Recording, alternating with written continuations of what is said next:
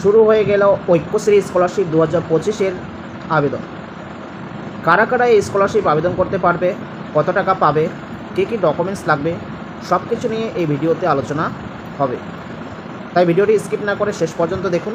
আর ভিডিওটি ভালো লাগলে একটি লাইক, কমেন্ট এবং শেয়ার অবশ্যই করবেন। চ্যানেলটিতে নতুন হয়ে থাকলে চ্যানেলটি সাবস্ক্রাইব করে পাশে থাকা বেল আইকনে ক্লিক করবেন, যাতে পরবর্তী ভিডিওর নোটিফিকেশান খুব সহজেই পেয়ে যান। ঐক্যশ্রী স্কলারশিপ কারা আবেদন করবেন, এই প্রশ্নের উত্তর হলো পশ্চিমবঙ্গের সমস্ত সংখ্যালঘু সম্প্রদায়ের ছাত্রছাত্রী, যারা শিখ, মুসলিম, খ্রিস্টান, বৌদ্ধ, পার্সি, জৈন সম্প্রদায়, তারা সবাই এই ঐক্যশ্রী স্কলারশিপ আবেদন করতে পারে। শিক্ষাগত যোগ্যতা কেমন হওয়া দরকার? শিক্ষাগত যোগ্যতা হলো ক্লাস 1 থেকে শুরু করে পিএইচডি পর্যন্ত সকলেই আবেদন করতে পারবে।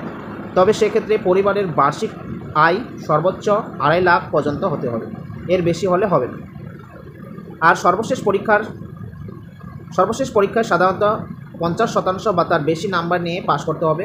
তবে প্রথম শ্রেণীর ক্ষেত্রে সেটি প্রযোজ্য নয়। কত টাকা দেওয়া হবে?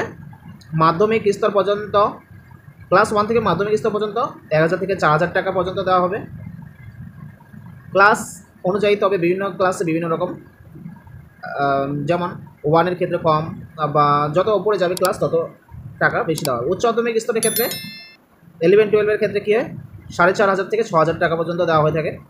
ডিএ, পোস্ট গ্র্যাজুয়েট, এদের ক্ষেত্রে 6000 থেকে 12000 টাকা পর্যন্ত, এবং টেকনিক্যাল প্রফেশনাল কোর্সের ক্ষেত্রে 20,000 পর্যন্ত দেওয়া হয়ে থাকে। প্রতি বছর সাধারণত জুলাই থেকে অক্টোবর মাস পর্যন্ত এই স্কলারশিপের জন্য আবেদন চলে। তবে স্কুল, কলেজ, বিশ্ববিদ্যালয় বিভিন্ন ক্ষেত্রে সময়সীমা নির্দিষ্ট করে দেওয়া হয়, এবং ওই নির্দিষ্ট সময়সীমার মধ্যেই ফর্ম ফিল আপটি পূরণ করতে হবে। তোমরা কীভাবে এই স্কলারশিপটি আবেদন করবে?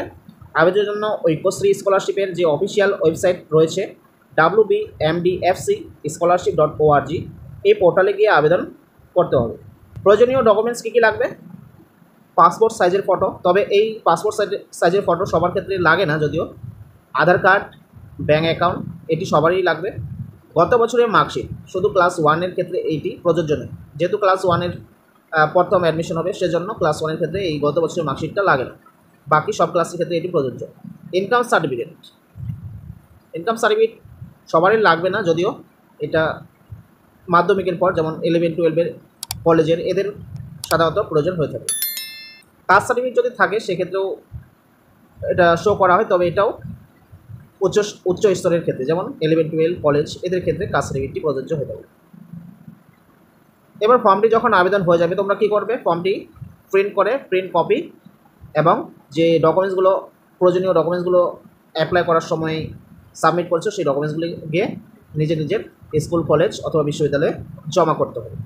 এই ঐক্যশ্রী স্কলারশিপ এবছর চালু হয়ে গেছে।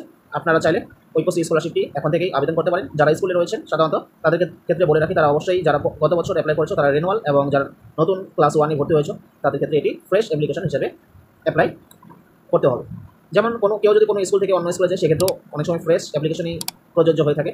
তো এটা আপনারা আবেদন যেহেতু স্টার্ট হয়ে গেছে, আপনারা স্টার্ট প্রত্যেকেই আবেদন করে, যারা সংখ্যালঘু সম্প্রদায়ের রয়েছে তারা প্রত্যেকেই এই স্কলারশিপটি নিজের স্কুলে গিয়ে জমা করবে। আর যেহেতু কলেজের অ্যাডমিশন বর্তমান চলতেছে, তবে অ্যাডমিশনের পর তাদেরও অ্যাপ্লিকেশন জমা নেওয়া শুরু হয়ে যাবে। তো তাদের ক্ষেত্রেও আবেদন বলে রাখবো যে তারাও যেন আবেদনটি করে থাকে, যেহেতু এটি একটি সরকারের প্রত্যেকের জন্যই এই স্কলারশিপটি, যার জন্য প্রত্যেকেই অ্যাপ্লাই করবে।